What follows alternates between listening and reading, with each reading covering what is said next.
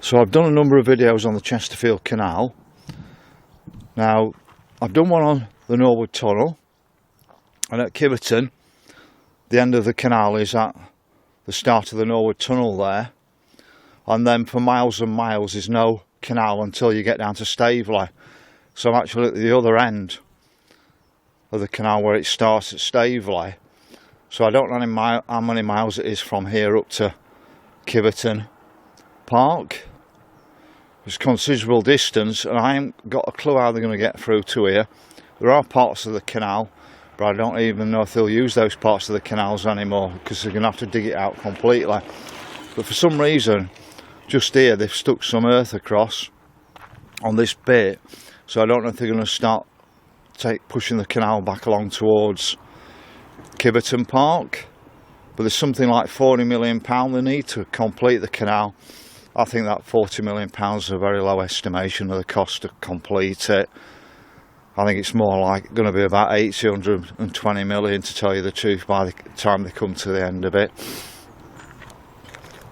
So here the canal sort of starts properly,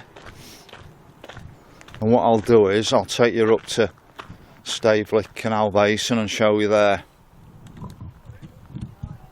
So I've just come from down there, first lock just here.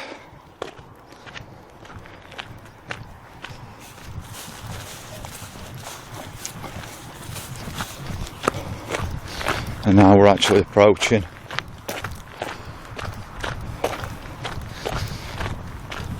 the Staveley Canal Basin.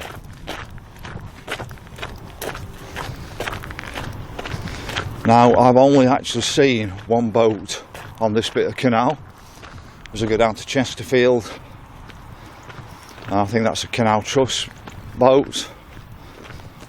Such a shame, because it's a beautiful spot, but people can't get in and out it without transporting the boat over the road, so I'm assuming that's why we're not seeing any boats on here at the moment. It's an absolutely beautiful spot here, and you'll see people fishing here, and I normally meet up with a heron on the way back from Chesterfield just here. So what I'll do is, if I find any more interesting spots on the way down to Chesterfield, I'll stop and take them and add them to this video. Alright, so the next interesting feature on the canal, I park at Killamarsh at the parish offices there. There's a big car park, you can park for free just near the owl there. And I cycle the 9 or 11 miles down the Transpennine Trail to Chesterfield, but I pick up the canal probably about halfway along my journey. So I'll find the I think it's Dixons Lock next that I'm going to video. So we've got a lovely spot on the canal just here. Looks like the original canal. I've seen these houses up here. Wouldn't mind one of those. What a perfect spot.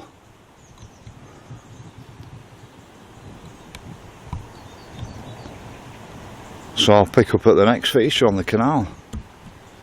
So I'm now at Hollingwood, up on the canal. There's some parking over there, so you don't have to cycle the whole way in from Killamarsh. And you can see, I think this is the only boat on the actual canal that I've ever seen anyway, just there, and Katie's coffee shop, so anybody who wants to sit down and have a coffee. So I'll pick up the next feature for you. So we're now at Dixons Lock.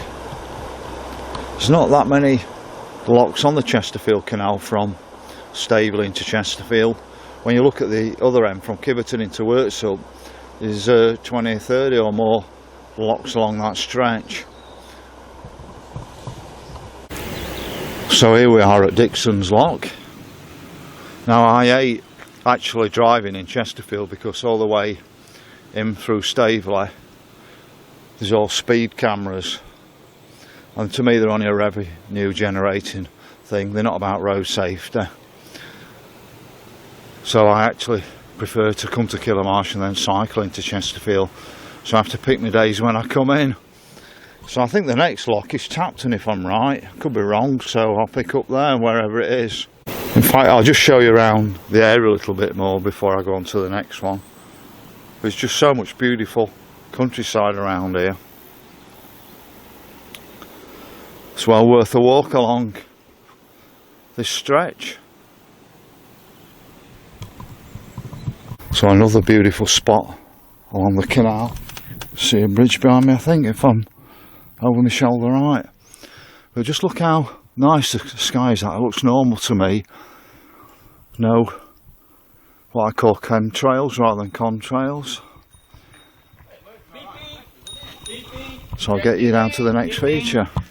So we're here at another lock. Now it says it's 10 miles from Killamarsh to Chesterfield. And it takes me just under an hour, I think. But I can actually cycle into Sheffield on my road bike, which is 14 miles away up really steep hills, and get there in 40 minutes. So I'm not sure about the distances on the canal, whether they're true or not. So we're now at Blue Bank Lock. Bit of a sculpture here. But at this point they actually push cyclists away from the canal. I'll actually come down the canal to actually admire the views on it. So where possible I sort of carry on along the canal. It's a bit more difficult there because it's a really narrow gateway, but further on I'm going to go down the canal. I think the idea is that it probably gets really busy in summer, so they try and push the pedestrian traffic away from the cycle traffic, but I don't just come to cycle, I come to admire the view. So there. So I've just come back to the canal and see Wealdon Mill Lock.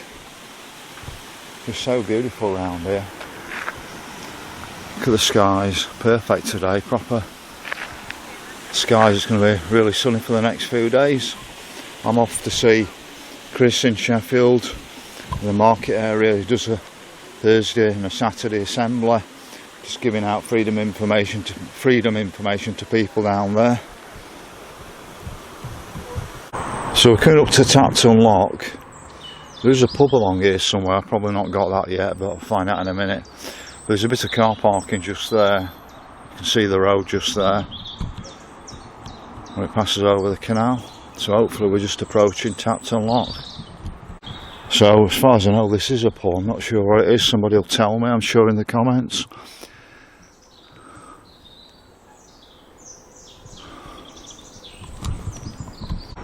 Right, so the pub's called The Mill. I thought I'd just come off and show you.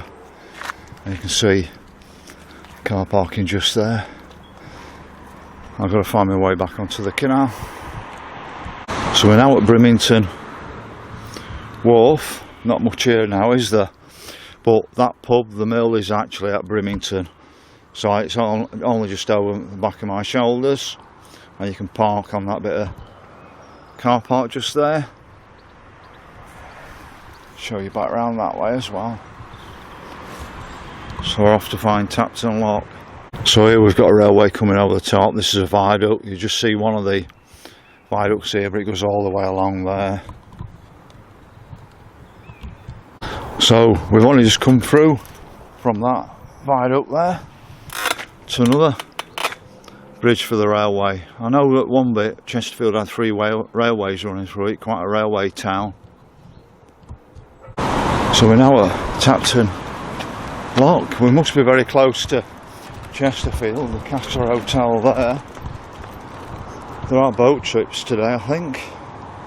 Oh, tomorrow, but I think there were boat trips further up for the other lock.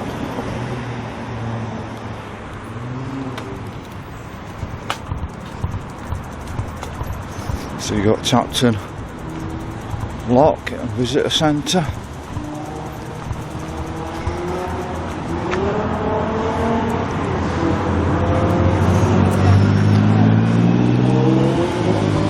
So you've got a board telling you more about Tapton Lock Visitor Centre. Alright, there's somewhere to tie up the boats here, and that's the second boat. So there must be 2 boats on this stretch, both owned by the Canal Trust for running trips along here. It's a disappointment when you get to the bottom of the canal because there's no canal basin there. It sort of turns into a river, and if there's going to be a canal basin they're going to have to build it from scratch, and I'm not 100% sure about the plans for down there. It looks like modern buildings. It don't look like the Sheffield Canal Basin, which has got modern buildings on it, but it's also got the old warehouses on it. It's nothing like that at Chesterfield, but we'll carry on and see if we can find anything else on the way. So that's the final bit of the canal really that's worth showing. You can just see the spire in the distance. Well, it's behind that tree, I can see it just. So that's it, just a quick tour down the Chesterfield Canal. Recommend you to